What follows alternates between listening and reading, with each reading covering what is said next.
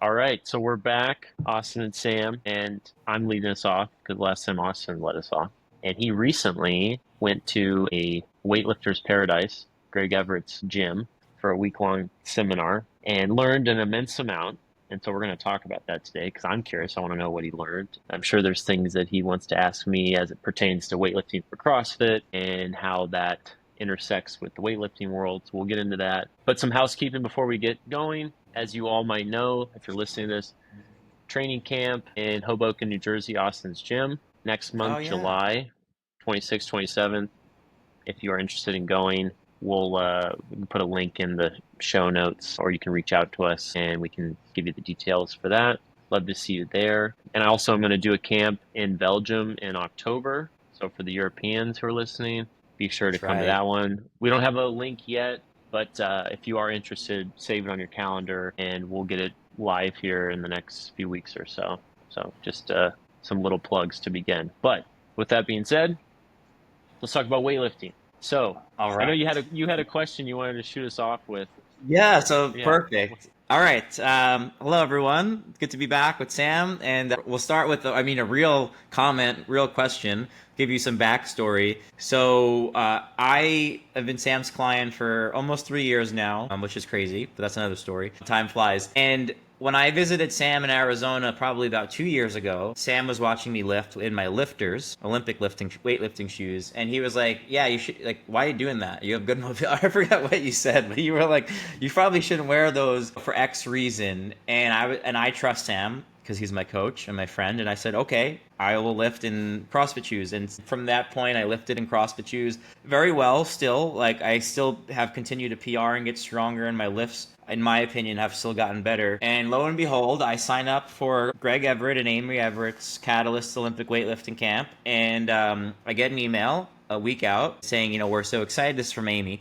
We're so excited to see you guys. Bring your things that you need for training and bring your weightlifting shoes. So me being the CrossFitter that I am, rattled the email right back and said, "Hi Amy," I'm paraphrasing. "Super excited for camp. I'm going to bring my lifters, but I wanted to let you know I haven't worn lifters in about 2+ years. I train for competitive CrossFit with aspirations to get to the highest level that I can get to, whatever that looks like. And on the recommendation of my coach, I don't wear Olympic lifters, but as a participant in your camp, I will bring my lifters and play nice." And she was very kind and very sweet and said, "We thank you for asking. I strongly encourage you to at least try the lifters for the week." And she gave me a handful of reasons, and those being it helps with position, it helps with well, if you don't have mobility, I happen to have good mobility, but it helps with mobility. It will Hmm. help skill transfer, and it will help balance. And her stance was that it will help when you take your Olympic weightlifting shoes off and you put on CrossFit trainers. So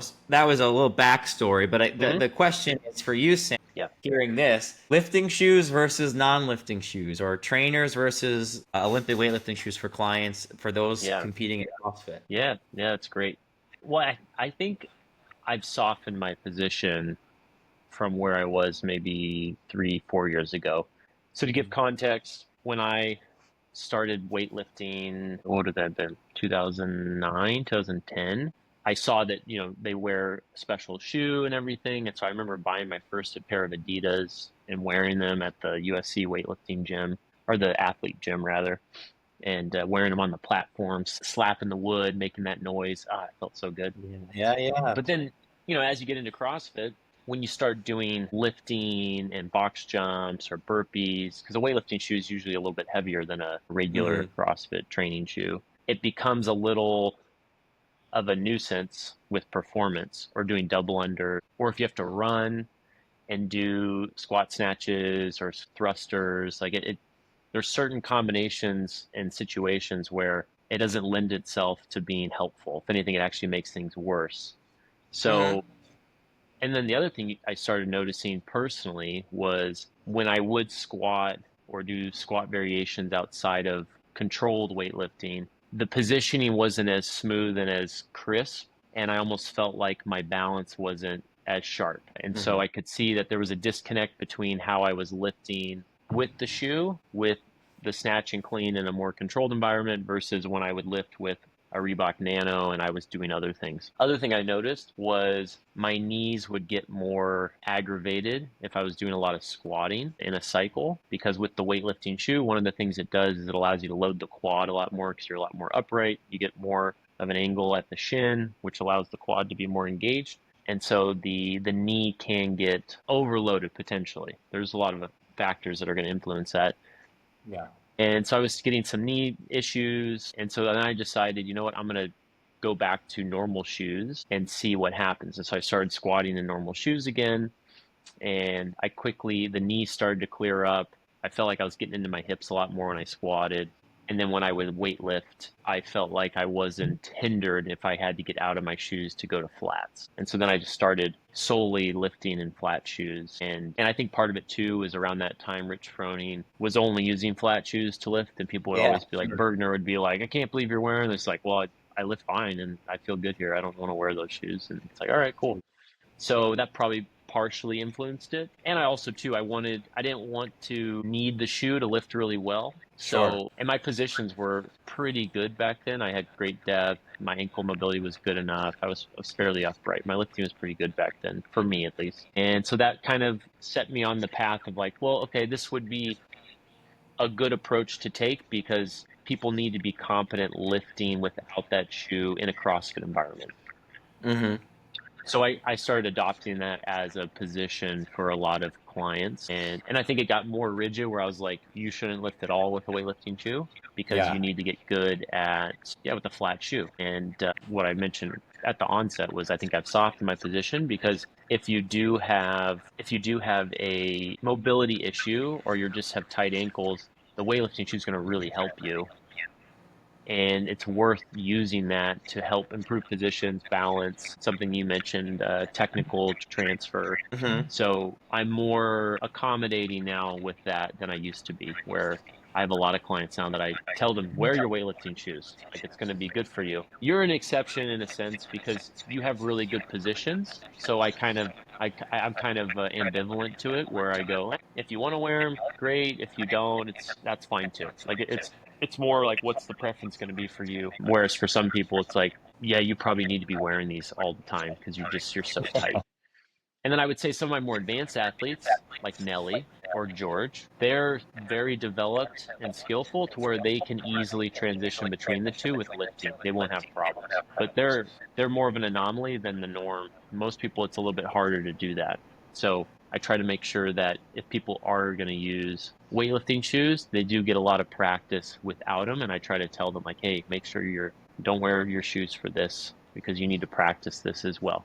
Whereas in the weightlifting world, there's literally almost maybe there is, I don't know about it, situations where you probably wouldn't want to wear the shoe to practice. You probably always want to wear them. Yeah. So, but in CrossFit, you have to do both. Yeah, you can wear them for training to get the lifts better, improve technical components, but then you also have to work on running and doing clean and jerks and muscle ups with a flat shoe.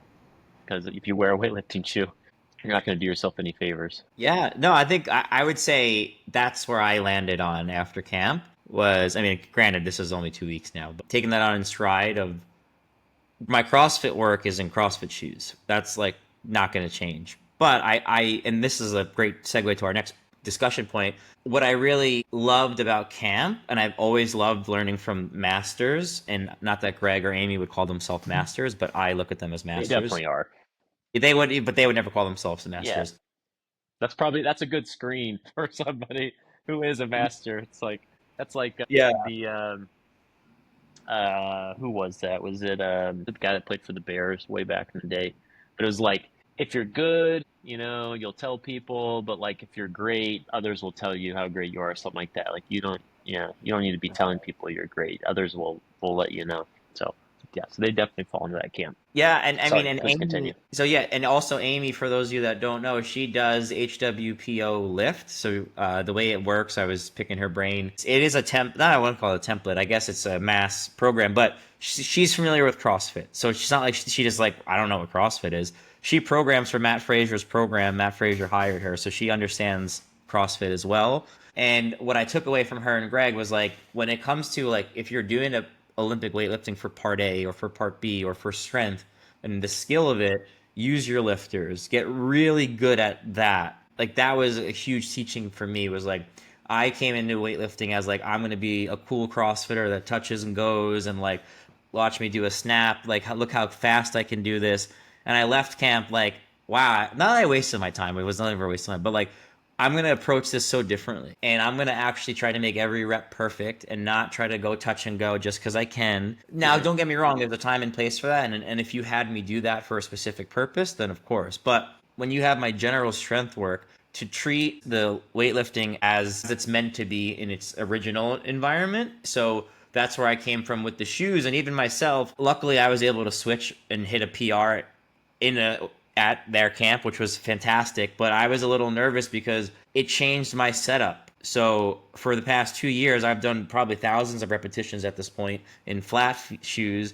And now I put my lifters on. So there was a little learning curve there. But I would say from doing both, I think it made me a better lifter. And where I'm at now, and this might change, right? Things always change, but I'm going to continue wearing them moving forward for my snatch and clean work and jerk work and my squatting work, even though I don't need them. And then for pure CrossFit, like even today, I swapped them out for my conditioning and brought that forward. So I think that's a nice happy medium for any of you guys listening. Unless you need them, then please wear them. Yeah.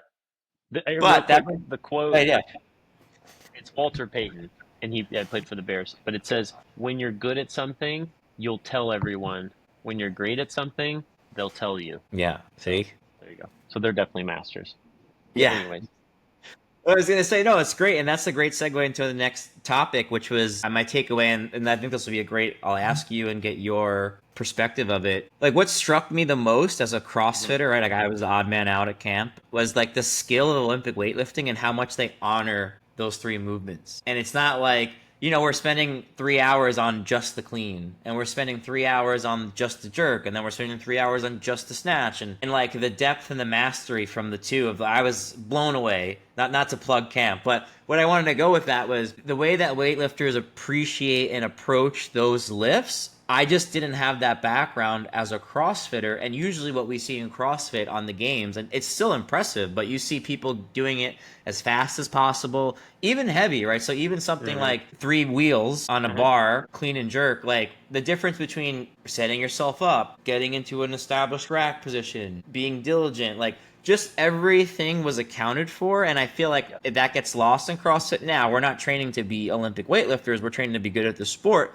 But I think there's tremendous value in like piggybacking on our first part is like, well, when you're doing your snatch work, make it perfect or as perfect as you can make it. Like make it as crisp as you can make it, like you're an Olympian, so that when you're moving with your heart popping out of your mouth and you're dripping sweat and you're running next to the next guy, you can default on that. So like that to me really struck me and was like, whoa, like I have not been giving my lifts the like dignity they deserve because I'm pretty good at them and I'm able to get away with it. And I was like, I could be so much better if I really slowed down and try to make everything better. So I guess more of like a just kind of ping pong that to you, like your thoughts as a coach and what you see clients do and how that resonates for you. yeah, no, I'm always a fan of respecting the elements of a discipline, because if you want to be masterful in anything, there's going to be a lot of attention to detail and focusing on like less things and more things. And so yeah, with weightlifting is a perfect example that it's like there's not a lot. It's snatch, clean and jerk and the jerk, or snatch, clean and jerk, and that's it. And you're gonna turn it into something world class, and you're just gonna practice it, and it's gonna become like an extension of your body. And so I like that because that's a very different perspective in CrossFit, where CrossFit's like, here's 500 things, and you're gonna do all of these things. So if you got ADD, like go do CrossFit, you'll love it. If you got a what's the opposite? I don't know. You have like you can, I don't know, the It's like opposing. I gotta ask my, when you yeah, fixate on. exactly. I have to ask my wife what the psychiatry term is for that. But if you're the opposite, then probably weightlifting is perfect for you. Less is more. But no, I like your perspective, and I agree. I think if if you obviously treat something like a skill and you're wanting to master it, become more capable at it, you're gonna have to take it more serious. You're gonna have to try to break it down. You're gonna have to give it the attention to detail it requires, especially if it's more technical. Because gymnastics falls in this category too, where Sure. you're Yeah. you're trying to turn these skills, these movements, into something that's really fluid and efficient and consistent. And it takes, there's an intentional shift from like, I'm just going to do it fast and get it done, to like, I'm going to take my time, I'm going to work on this, like pay attention to each rep, and like, okay, I just did that clean, how did that feel? I was snatching today, and I like one of the sets, and like I hit it, and I was like, I opened up too early, I didn't hit it in the right spot. So then the next rep was like, okay, stay over it for a second longer, okay, stay over it, and then extend, and then that was much better. But it's like each rep, you're doing a little analysis. Okay, how was that? How could that be better? And of course, in CrossFit, you are trying to move that to a point where you don't think about any of that and you just do it, which is very different than weightlifting, where there's probably a lot more conscious connection to what you're doing on the platform. But a lot of the time, you should be in that state where you're doing a little analysis after each rep, and you're trying to make it sharper and sharper and sharper. Because like with anything, same in golf and tennis, there's a huge period where you have to be doing the analysis. There's conscious awareness of it to get to a point where it's very unconscious. So no, I'm glad you really picked that out, because I think that is a problem with maybe the CrossFitters mentality with weightlifting, because again, there's just so many things inside of it that like they're not going to take a whole class to work on. We're just going to work on the clean today. The class is going to be bored. They're just like, oh, I need something. Again, they're the ADD. That's all the people in CrossFit. So it's like, we got to do 5 different things today. And if you're doing 5 things, your attention is going to get diluted, and the quality is going to get diluted. Yeah, I mean, I think that's like, yeah, to your point, like depth in anything, or mastery, excuse me, mastery in anything. There's extreme depth, it's extremely deep, and where I mean, I'm guilty of this. Before camp, if I was to coach those 3 movements, I would be like, let's get in and get out, or like Yep. not rushing on purpose, just appreciating like, whoa, you can go like, we could probably spend the whole week on just the snatch, if I'm being honest. I would love that, but like, you would love that too, but it takes a special type of person. And anyone listen to this, I mean, Sam and I'm pro CrossFit. I compete in the sport. Sam's my coach. So like, we're on CrossFit side too. We're just trying to, I think all of us can get better. And like, CrossFit has, and Greg would say this at camp too. And people like the weightlifters were like, CrossFit has been great because, I mean, it brought me to weightlifting. I probably wouldn't have done weightlifting without CrossFit. So this is not a poo-poo on CrossFit. This is more of like well, how do we raise the tide from the coaching perspective? And like, yeah, like, as we're leaders in the fields, like for our clients, like give this attention. Yeah. Don't just rush through your reps, record them. You don't have to record everyone if you don't want to. I get it. That's annoying. But record your top set and maybe like one in the middle. And something too, I learned, I spoke with your client, Nelly, who's a great weightlifter. And Nelly, basically, a big thing, we talked about weightlifting, of course. She explained how she, even at her level, still records all of her sets, even the light ones, not just the top end, and critiques it and gives herself feedback. And so like, people she's an elite level CrossFitter and a weightlifter. So there's always these themes and these things you learn, like, okay, I could be doing more of this. Yeah. Attention to detail. Yeah. That's the statement. I was going to say, which is another great, I love this. I knew it would work out. Another great segue into, I want to tie these together, is like how you program weightlifting, and which, to be honest, is how I program it, because I've really learned from you, and how Greg does it. And I would say it's not that different. So the big takeaway, or the big thing I learned from Greg, is big on positions. And what I mean by that, for those listening, is he would ask, I don't want to say force, he didn't force us, but he would ask us and coach us, I want you to pause for a second or 2 seconds in this position on the pull off the ground, on this position in your dip, in this position in your power position or your high hang. And it forced me to slow down, A. It made me go lighter, B. But it really helped facilitate my understanding of what we were trying to do. Now, I understand that was extremely weightlifting focused, but you've had me do things like that, and you've programmed polls and whatnot. So I think that would be a great segue too. A question for you is like, what is your experience with programming Olympic weightlifting? I'm sure you've referenced his book, and are there any things that I got it right here on the ground. I keep it by me, like at all times. Yeah, right. Is there anything that you look for? Or is it client by client basis? Like what you give me is different than, Shari? Yeah. How do you? Yeah. Oh, yeah. It's very different. Yeah. Yeah. Because first thing is, well, with any client, the goal is going to dictate the path. So if the goal is, reaching as high of a level in CrossFit as you can, then you're going to have to have some proficiency in the weightlifting, snatch and clean and jerk. And now, because there's been enough iteration, lifts, and competition, we have rough ranges of what numbers you need to hit to be competitive at certain levels. And I've put out data on that.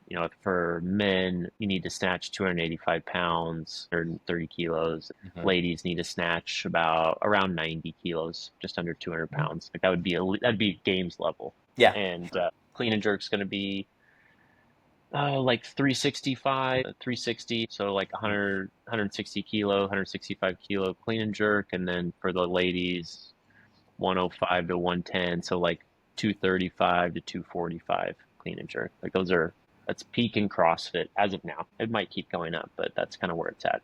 And then the levels below that, there are certain numbers that you would want to hit. So with that in mind, when I get a new client or I'm working with somebody, I'm looking at those numbers in relation to their division. And then I look at where they are, how much of a gap do we have? Why is there a gap? Which it seems like a simple question, but I love asking people that. Like, well, what happens if you try to snatch above your PR?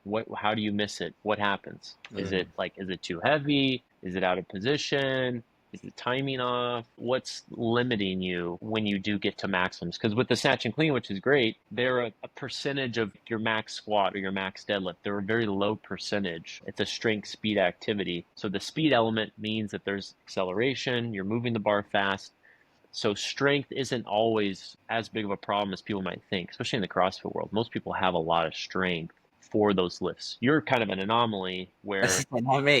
you're really fast and you're not as strong. The ratio between your snatch and your back squat's really close when it needs to be bigger. Most people in CrossFit, they're much stronger than they are fast because they don't have that speed and technical component. So as a result, when you look at training, a lot of it is trying to improve that technical component. So that's how I usually will approach it, is like, okay, I need to make the technique better so they can express more strength. So we're going to do, as you probably saw with Greg, you're going to do a lot of submaximal work. You're going to do a lot of positional work. Yep. Not too much, though. This is probably something I've changed my mind on in the last 2 years. I used to give too many reps in a complex or set for people with submax work. It's just too fatiguing.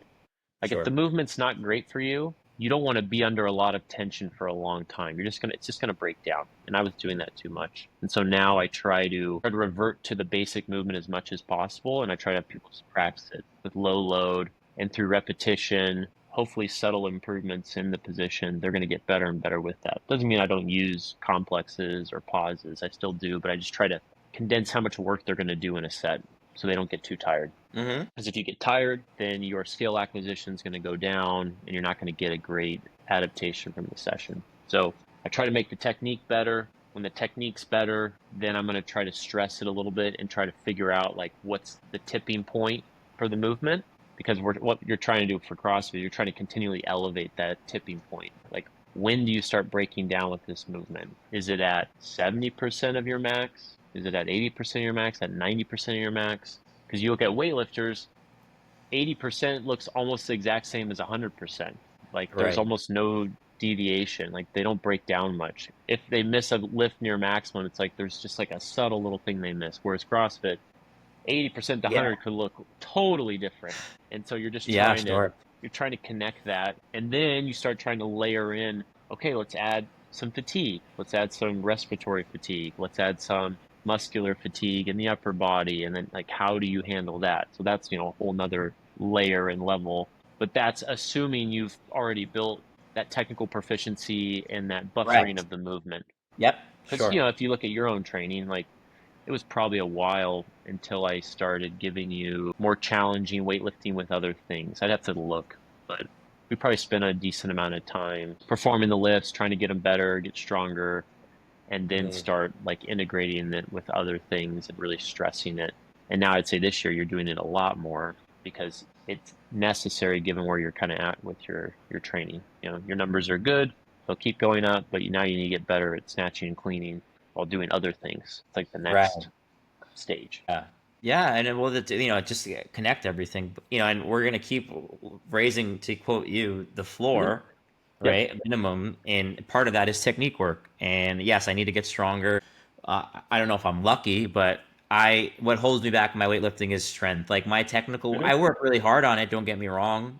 And you program it a lot, and I make it a goal of mine to. That's why I went to camp in Oregon for a multitude of reasons. But I was like, I just always approach things like that. Like, well, I'm gonna get better at the actual skill and let that Yep. take care of itself, and then the strength will come up. And Yep. yeah, it's been great to see like even the complexes. And I think coming back from camp is colored why you do certain things, such as giving, like right now we're in a block where it's all complexes. So now, Hmm. we've built some strength, and I'm assuming that you want to kind of test it in different positions and see Hmm. like, okay, well now I want you to do it with a pause. I want you to do this with 2 front squats. I want you to jerk Hmm. twice. So you're trying to give different exposures to just clean and jerk. Not that I think I can still get better at it, but like Hmm. you're giving variety to it now. Same with the And snatch. I'm trying to limit how fatiguing it is. So like I want you to hit something challenging, but not too maximal to where it starts adding up and the fatigue gets too high week after week. Because if I was just giving you a tough single every week, that would be really costly. Oh yeah. So the complex helps like govern. It acts as like a governor with intensity with loading. It'd be same with like squatting. Build to a tough set of three with a 1.25 cadence and with a pause in the bottom. You're instantly going to limit the top end because you're introducing constraints. So a complex is good at doing that. It creates constraints from the top end. But with you right now, I'm using that because yeah, we've built some strength. Your lifting's been going well. That's another thing I do too. We go through a few cycles, movement's looking good, you're getting consistent with heavier or higher percentages of your max. Then I'll go, okay, well, let's do a block where I'm allowing you to test it a little bit. And so I'll do a complex, like build to a tough, triple or build to a pause double. Hmm. That's tough. And so that's like giving us a taste of, okay, where are we kind of at as we get closer to your maximums? And if, you're responding well and you're hitting good numbers, like, okay, good. He's trending up. And then who knows, maybe by the last week, if things are going well, I'm like, okay, now go for a single.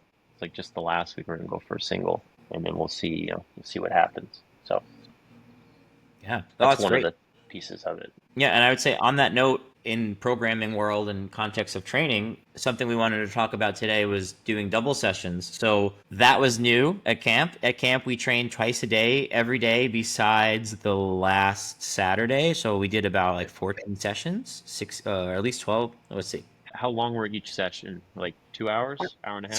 two to 2.5 hours. But I would say the bulk of it was technical Hmm. focus. And another joke, like I learned real quick, like to enjoy my lifting and sit down. As a CrossFitter, I'm always on edge because I'm like, I gotta stay ready. I gotta stay ready. And Yeah, everyone's like, yeah. dude, sit down. I'm like, relax. And I got the hint real quick. And I was like, you know what? I'm gonna take this in stride. And I do that now. And I'm like, what? Geez, I can't believe I would always pace around. I was wasting so much energy. But yeah, it was like teach, do, go over. Teach, do, go over. A classic, seminar.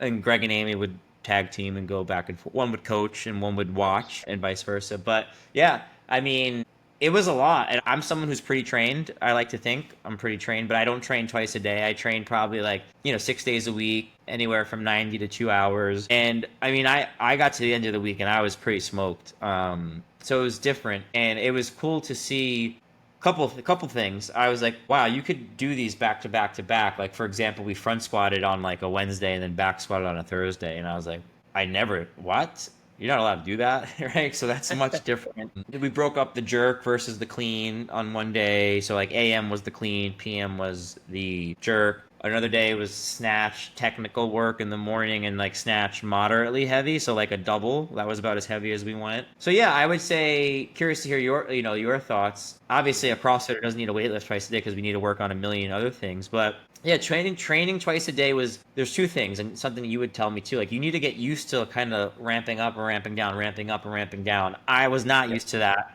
Granted, I was on a vacation, so like it was easy. Like I could just go to sleep, and I slept a lot. But a couple things I noticed was pre-session two, especially as the week went on, I was extra achy and I was slower to get started. And then as I went, I was fine. But it was a new experience. So I guess the question would be, I guess, yeah, is like, and you and I have talked about this, like, do you think training twice a day is optimal? I guess if you're a professional, you have to. Yeah, and where do you think most people fall within that range? Yeah, it's a good question.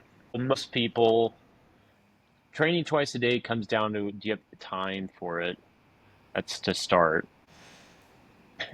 I'm pausing because there's just so many variables. Like, for example, do you have enough time to eat enough food while not ramped up? Because if you train twice, like you said, you have to get your cortisol up pretty high for a session, then you got to bring it back down so you can digest food. And then, of course, if you have to work, then you got to go work and use your Right. brain or body, whatever your work is. And you got to get enough food in so you're replenished, but not too much to where it influences the next session. Then you got to get back up and you got to go do another session. And then you got to come back down so you can digest, and you can cool down. And then you, of course, need to rest. And then you have to sleep more because if you're going to train more, you need to sleep more. Definitely. So 2 a days comes down to a lot of schedule efficiency and time management. And most people, like, their just lives don't allow for that. And it makes sense because, like, if you're training twice a day, like George is an anomaly because George trains twice, but he does his first session at, and for those listening, George finished like 20th in the world in the Open this year. He finished 30th in the online semifinal. He finished 5th at the Syndicate Crown. And he's been to the games. He's legit. He's a legit CrossFitter. But he has a full-time job. He's an engineer, but he loves to train twice a day. Granted, he's not married yet, doesn't have kids. So when he does have those, he will probably not train twice a day. He might try to prove me wrong, but I don't think he will. So right now he gets up. I think he gets up at like 5, and then at 5:30 he does an AM session at home. That's like an hour, and then he goes to work, and then he works, a full day, 7:30 to 4. Then he goes to the gym, and then he trains for 2 hours, 90 minutes. That's his main session. And then he comes home, and he eats, and he goes to bed, and he does that 4 times a week. Saturday is one session. That's a little longer. So he's an Wow. anomaly, but his life allows for it. He's very efficient. He's got things dialed. He doesn't have a ton of responsibility. He doesn't have any kids. Doesn't have a wife or a girlfriend. So his situation allows for it. But that's not everybody. Some people have to work longer days, or they can't get up that early, or they can't go to bed early enough. So as a coach, you're better off leaving stuff on the table for long-term progress and enjoyment. Meaning, I rather you do single sessions, and yeah, maybe you won't improve as quickly, but you will stay in the game longer. You'll have more fun, and you'll probably make more progress in the long term because you'll just stay at it longer. Whereas if we do go 2 sessions, you might make more progress more quickly, but we're going to run the risk of burning out or getting little niggles that pop up or just starting to under recover because you're just pushing the system a lot more. So 2 sessions can be challenging. So you have to account for all those. It's not simply like, oh yeah, we're just going to train twice a day. It's like, it doesn't work that way. And you'll find that out in a good month after trying it. You're gonna be like, okay, yeah, this is different. Yeah. No, it's brilliant. And again, I love how things work out because my next topic or question was going to talk about body maintenance. So at camp, Yeah. in addition to working twice a week, we had Heidi, who's great. Heidi, I'm so glad I met you, and thanks for all your help. Shout out Heidi, who is talking CrossFit podcast. She was Katrin Davis Daughter's and Cole Sager's like on call body worker, like when they Oh, competed cool. for. Yeah, like so she knows So the is she like a sport. massage therapist? Besides, yes, yes. I don't. Yep. Yeah, Awesome. she a great woman, and if you listen to this, Heidi, shout out to you. But sweetheart, and was just sharing like the ins and outs of like. I mean, she's worked with the best in the world. She works with like Brooke Wells, Sydney Wells, so she knows a couple bodies that have been through the best of the sport. Yeah. And we all got a chance as part of our camp to get a 30 to 45 minute session, multiple session if we wanted to with Heidi. And obviously I took advantage of that. So one of the days was an off day, which was Thursday. And I met Heidi and I told her my ailment, if you know me, my back, haha. I said Don't turn it into a narrative. It's just periodically the yeah, back. it's actually, I was gonna say, it's been a lot better, Yeah. knock on wood. But so I said, she was like, what do you want to work on? Well, actually, so to Sam's point, the little niggles that can come up and those little things that bother you, my right knee. So Sam and I switched my training about 2 months ago, maybe 3 months ago, to really like from Yeah. getting me More stronger. of like an upper lower split to Yeah, more of a CrossFit, really. upper lower multiple days a week. Yeah. A lot more full body training. Yeah. Very different. And as a consequence, it's not a direct consequence, but as a result of the different training and pushing the intensity harder, my right knee started to bug me, and it would just bug me. Like, I'm fine, knock on wood. Like, I'm able to compete and train. It's not painful, but it's there and it's annoying, and it's been much better since we've worked on it. So to that point, something that I've changed my mind on, and I'll tie it together in a second, was I am guilty of this, and I changed my mind. I was wrong. I would not prep in the past. I would kind of just jump into my sessions. I would grab an empty bar and go, because for two reasons. I was like, I'm younger. I'm still kind of young. I'm 31, but I was like, I have good mobility. I don't have any problems. I'll be fine. And it was good until it wasn't. And then the knee started bugging me for multiple weeks. And that's how I knew I had to admit to myself and check my ego, like, yeah, something's not right. And I didn't want to tell Sam because I was afraid he was going to change the programming. Classic. But the Swear to programming everyone. Everyone's like that. Don't is so change it. good. And Don't I got so change much it. better in such a short period of time. I was like, I'm not letting him know because Like, like we are getting so don't good. change it, but I can't walk. I'm limping. It's like, what? You're off your rocker. Yeah. But I'm becoming so much better. Anyway, Yeah. so I Well, real quick, finally hold that. got it. Just one thing to add. This is important because Austin is wanting to pursue higher levels of performance. Then I would say yes, prepping and doing necessary pieces on the front end would be really. I'm with you on that. I think that would be really good for clients I have who are more Gen Pop. They could care less about winning anything or accomplishing anything physically, but they just want to feel good and train. The design should set them up to where they don't need a lot to get going. If they need a There we lot go. to get going, then that's the design is not connected to where they currently are at. So that's an important distinction. So just as a just to make a note for people listening. Yeah, no, I'm glad you said that because I would have said that's where I came from, but then I realized quick, we're trying to push my body to the limit. At least I am, right? So, Of and course. gladly, and so to tie it all together, with that, I have gotten much better at the sport, and even Rich Froning would say like, CrossFit is fine. Competitive CrossFit, bad for your knees. So my knee started getting really buggy. I had to wave the white flag, reach out to Sam, and luckily he didn't change anything. He just said, I need you to start taking care of your body more and start doing foam rolling and stretching. And I was like, done. So that was brand new. I really haven't done that for the past like 2.5 years. So bring that forward to camp.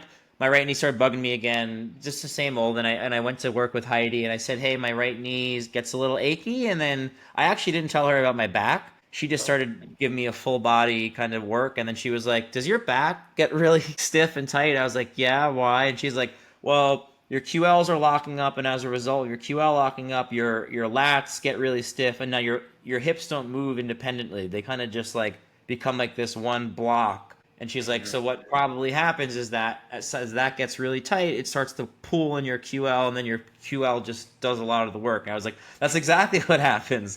So she self-diagnosed me with her expertise, and she started me on my side the second time. And she was like, yeah, much different. When I approached that's your lower back, for those of you who don't know, your QL and your hip unilaterally or individually, I was able to move a lot more. Than as a result, you were able to get the articulation through your spine, your lats were able, and everything moved better. So she gave me great advice and was like, A, yes, you have to stretch, especially if you're trying to compete in CrossFit. B, give your lower back some TLC. And also she helped me with my knee and was like, really, it was just tightness. So not, thanks to Sam's great programming, just nothing we can do. It's just, you get tight. We're doing hundreds of repetitions of squats. So I've had to add in foam rolling, like using the barbell on my quad, which is awful but great at the same time. Makes me feel so much better. And then these stretches from my QL. So I don't even know if it's more of a question. And Sam, your little note on like for Gen Pop is great, but that's something else I took away from camp is like at the top level, which I'm shooting for. Right.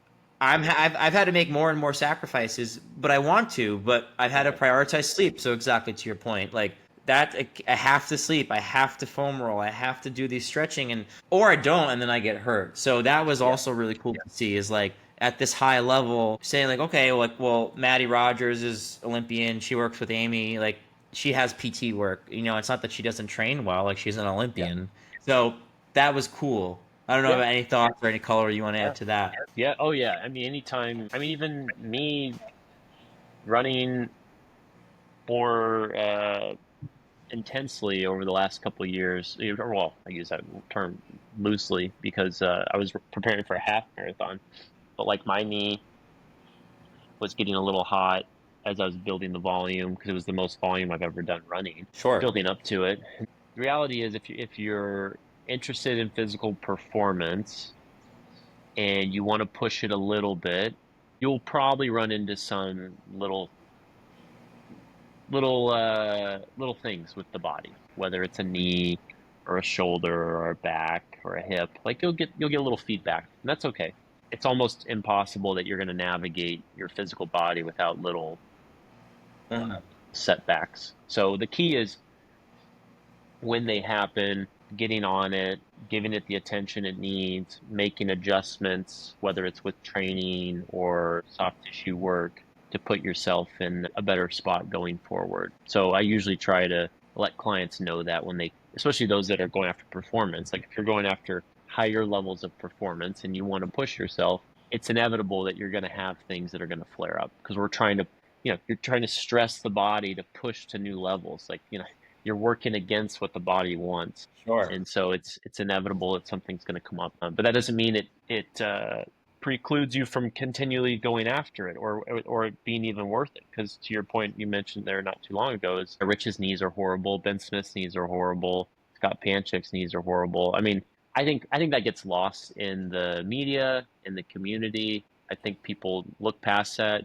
I don't know if it's like willful ignorance or they're just naive, but yeah, CrossFit in and of itself, if you took the methodology and let's say the WOD of the day and you followed that, you'd probably be okay. There'll probably be things that will pop up Sure. because if you have imbalances or the way Correct. you sit and your posture, and if you're always doing sagittal plane movement, because that's probably one of the big elephants in the room with CrossFit, is it's very one planar. So it's very sagittal plane. You don't move in the frontal plane. You don't move in the transverse plane, and your joints need to move in all directions and all planes. And so if you're always in one plane, that can cause some problems. So Hmm. inevitably, you're going to get some hip stuff, probably some shoulder stuff, but it won't be that severe because just the loading and the volume's low on the main side.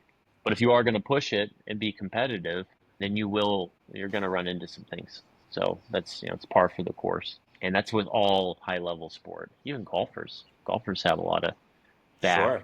and shoulder hip stuff. I mean, Tiger's body's a mess, Yeah. but there's other things that are influencing that as well. But just the point being that there's no free lunches with higher levels of performance. I love that. Yeah. So I think like to sum that up, which is I just learned something from you. I always do, but like just because something pops up, nothing's wrong. I think we're No, so quick to be like yeah, injuries. I did something wrong. My coach did something wrong, and it's like it's yeah, perfect, of course, yeah, for sport, for Gen Pop. That yeah, shouldn't be happening. yeah, 100%. And I think too, making sure that when it happens, you take a pause to go, okay, let's assess how severe is this? What might this be stemming from? Is there something in the training that we need to tweak to Mm. accommodate for this, or is this something that will work itself out if we give it attention on the side and we work on it? Because sometimes that happens, like with your knee. Okay, yeah, you probably a little bit more soft tissue work will help, especially in the warm up, to like get into that hip and get the quad moving a little bit better. Doesn't mean like we have to drastically change the program. Whereas if now you have like stabbing knee pain and you Yeah, can't different. you Yeah, can't squat and you're limping, it's like, okay, now like we've gone way off the rails. We need to really change course. Or, like I pulled something in my back. It's like, okay, that's a problem. We need to really change course with training. So you always got to assess the severity of what are we dealing with, because to your point, people love to train, and a lot of them ironically are like you, where it's like, I don't want to change the training much, because sure. then Yeah, you start to it's think, oh, working. now I'm getting off course, I'm not going to make progress. So as a coach, you're trying to like, okay, I'm going to make subtle changes, because like if the elbow's getting hot, then there's probably too much vertical pulling. Like Yeah, we gotta adjust that a little bit. And so without telling the client, it's like, yeah, well, I'll make little tweaks, and we should be okay. So perfect. that's So good. two more things before we wrap Yeah. up. Keep it. Not that that wasn't fun. That was very informative. But the next thing I wanted us to talk about, and lifting in Greg's gym. So if you lift in a weightlifting gym, guess what? Even in America, they lift in kilograms. Okay. Something else. Working out at Greg's gym was in kilograms. I didn't know that. I probably should have known that, but I was like, yes, kilograms, we meet again. Fun fact, fun story. That's the second time in my life lifting in kilograms. The first time was in Greece with Sam at Sam's camp Yeah. with Lefteris. And Lefteris, Dale joined the McKinnis. join the revolution. And I was like a deer in headlights at that camp. That was not a great experience. Not because camp wasn't great to either of you. I just was like, didn't know how to lift in kilograms, so I was trying to figure it out. This time it was a little bit different. There was a little slower paced, and I felt a little bit more confident with the kilograms. But question for you, Sam, is do you think it's wise to learn kilograms for your American, obviously your Europeans know kilograms and everywhere else in the world, but for your Americans to learn the metric system for weightlifting or for CrossFit? I guess me pausing probably means that the answer is I don't think it's that important. Sure. For As a CrossFit. coach, even if you don't have international clients yet, I would highly recommend the conversions, because literally every day I'll go back and forth. One designs in pounds, one designs in kilograms, and go back and forth, back and forth. So you got to be able to do that. And I remember the first few times trying to learn it, and I wrote down next to me a little cheat sheet, and I'd go like 0, 10, 20, 30, 40, 50. And so then I had it in case I needed to like reference it. So you need to know both as a coach. I would say for Europeans, if you do plan, or well, let me word it this way. If you plan on competing internationally in CrossFit, weightlifting, obviously you need to know kilograms, but for CrossFitters, if you plan on going across the pond in either direction, it would be good to know pounds or kilograms so that when you go there, you don't feel as so much of a fish out of water. Because that happened It's bad. 2023 at the Berlin semifinal. I had 3 guys competing, and all the weights from Rogue were in pounds. And literally everybody there was European, and I think pretty much all of them only knew kilos. And so that was like a cluster F. And so thankfully I could help them. And I said, okay, you're going to do a blue, a yellow, a green, and a white. And then you're going to add a blue, and then you're going to take the blue off, and you're going to add a white. And so that's how they remembered it, is they would like adding by colors. So thankfully we had colors. Um, yeah. And it was great because one of my guys, Manuel, shout out to Manuel if he listens to this, his last lift, he added 5 more pounds than he was anticipating, and he hit it. And then he found out afterwards when the judge told him to load. He's like, "Oh, I did more than I thought." I was like, "I know, it was awesome." So that's always the positive, is when you're lifting in the other system and you don't know it, is sometimes you'll lift more. And it's one of those fascinating things where your perception can, warp things. So like if you don't have a reference point and you're like, well, this is probably around what I can do. Well, sometimes you'll surprise yourself. You can do more than you think. So that was great. That was a fun memory. That's just so 2 memories you just reminded me of. I know we mentioned Nelly again, but Nelly was in Wadapalooza. Mm-hmm. We were there with her, and she turned to me and she was like, what is this weight in colors? The same thing, because they're from Finland and changed it. So she was like, so they did great on that lift. That was the overhead squat lift. And then yeah. Personally, for me at the weightlifting camp, my friends at camp, Jesse, if you listen to this, and Bobo, they were my platinum platform buddies, and they wouldn't even tell me. They were like, we're just gonna keep changing the kilos, and like when you get close to like your 1 RM, we'll tell you, but just keep lifting. So that was a fun experience, and it's something that, yeah, I think, if you're interested in, if you're a nerd like me, I think it's cool, but if you don't need it. So that was a good experience. And then last thing to talk about, which was more of just a cool story to share, was with lifting next to and with Hampton Morris. Hampton Morris, for those that don't know, honestly, I didn't know until camp. So You did? no, throw myself That's into awesome. He's a American world record holder, bronze medalist. He's like the first American to medal in a long time in the Olympics, very long time. He's an Olympian and just going to keep getting better. I mean, he's 20 or 21. Hampton, if you do hear this, forgive me for getting your age. But he's a young guy, gentleman, Olympian, stud of an athlete, probably the strongest person I know. And that's saying something because he's about 5'5" or 5'6" and about 150. So for reference, I'm 5'8", 5'9", 190, and he lifts like double as I do. Not that I'm very strong, but he's very strong, and he lifts stronger than some people I know that are around like 200. Well, in certain lifts, because you're not giving yourself credit with your snatch because you're not That's that far. true. So I will say that was cool. On the heavy day of camp, Hampton lifted with us. So he coached the camp with Greg and Amy as like an assistant coach Oh, and was cool. taking notes. And he was learning himself, which was really cool to see, like someone of his stature and like where he is in the sport, being a student like us, asking questions and him going around coaching. And he gave me some great pieces of advice. But where I was going with that was on one of the heavy days, he lifted with us, which I think was great for his training. So I'm assuming he trains alone. So it's different when you're lifting with 10 Oh people yeah. around you. And we were going, pound for kilo on the snatch until I got to about 115 and I stopped there, which was a PR. But Yeah, he kept on 253. he kept on Yeah, moving up towards about 275. But great experience. 125. All things considered, just a couple things I learned from him was his breath. And I know that might sound silly, but how he first of all, every lift he does the same breath. It's a gigantic, like full breath into his belly, front squat, back squat, jerk, clean and jerk, snatch, like talk about what we were talking before. Like you can tell the difference, the breath. His start positions were great. And just I think what struck me was his speed. Like granted he's extremely strong, but like and fast and his ability to get into positions and just kind of move that weight. So a couple of things I learned, well the biggest thing I learned from him was how important breath is.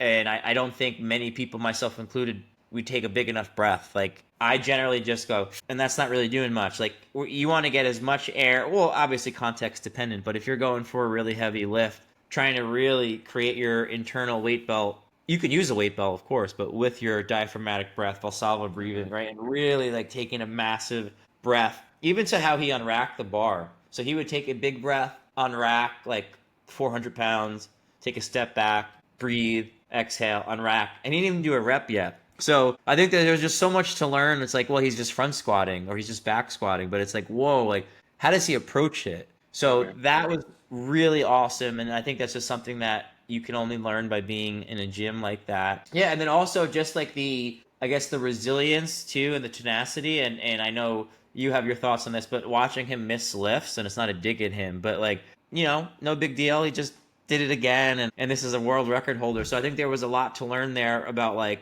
not trying to be perfect and be resilient. Like not that you want to miss your reps, that's not what I'm saying.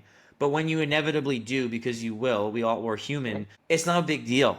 And I think seeing someone like a professional, like when we see they're like, oh, they're human, obviously, but like we see them make mistakes or we see them do things that we do, it kind of bridges the gap. Now, it's not to say that I'm going to become a world record holder, but it inspired me tremendously that I can grow so much more in my weightlifting as a CrossFit athlete too, even though like he's not doing muscle ups, just like that mindset and how a world record holder Olympian approaches his training and like the Attention dedication to to detail.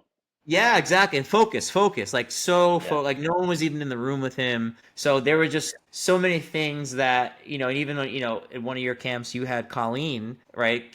Games athlete, like just being around those top level people is in itself an education. And I'm sure you could talk to that being a, professional in golf, and I'm sure you've worked with top athletes before. So yeah, just curious your thoughts on that. Like the elite, the top of the sport. Oh yeah. Yeah. Attention to detail in any sport is the higher you climb in it, the more you're going to see that. The little things matter. That was one of our quotes at one of the camps. Yeah, It's like sure. the little things make the big things is a John Wooden type quote. And that's reality. So, and it's good to see that in person because you actually see it playing out.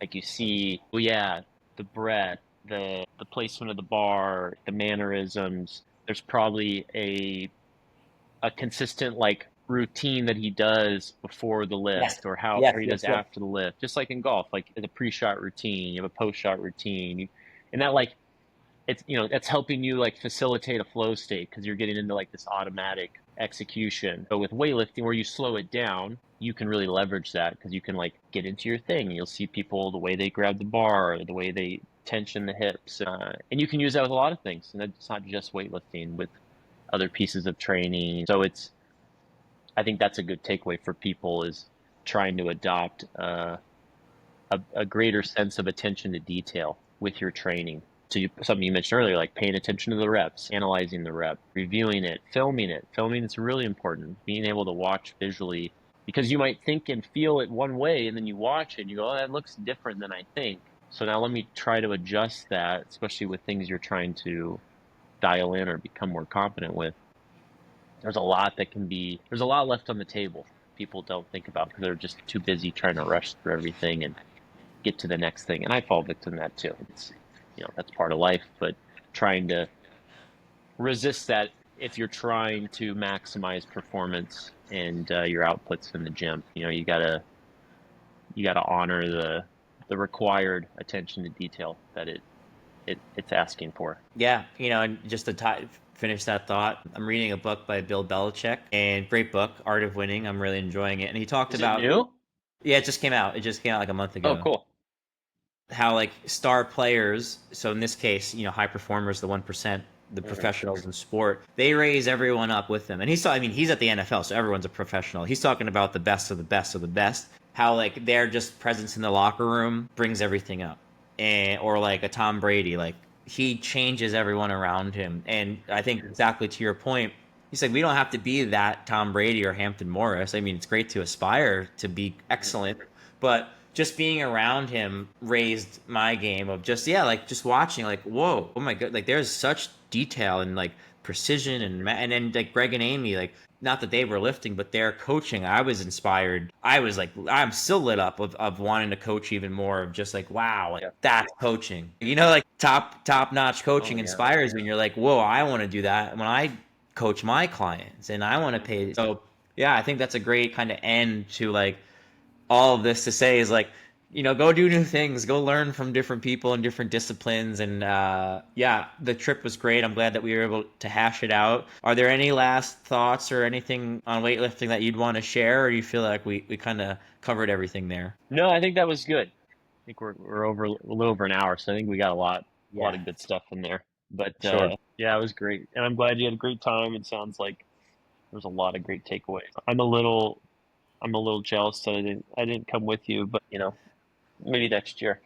Sounds like. Yeah, it'll be next year. We'll go. And was there anybody there that wasn't lifting? Or everybody was lifting? No, everyone was lifting, all different levels though. Like I wouldn't say anyone was a raw beginner. Strength wise, different levels, but like technical, most people like they weren't like, here's a snatch. It was Yeah. They knew what they were doing. It's just I don't not think everybody was high level. People would invest the time and money. I mean, maybe but like for that. So that was their first week long. They've never done that before. They've only done the weekend, and the week was much different. Gotcha. So that's So that was a little different. Okay, cool. That's awesome. But yeah, all right, great. Well, Sam, thank you, and those of you still listening, thanks. We hope you got something from it. I know we did, and we'll see you next month. We'll be in person, so we won't have a double screen. We'll share the screen together and sign up for both camps, and we'll see you soon. Take care.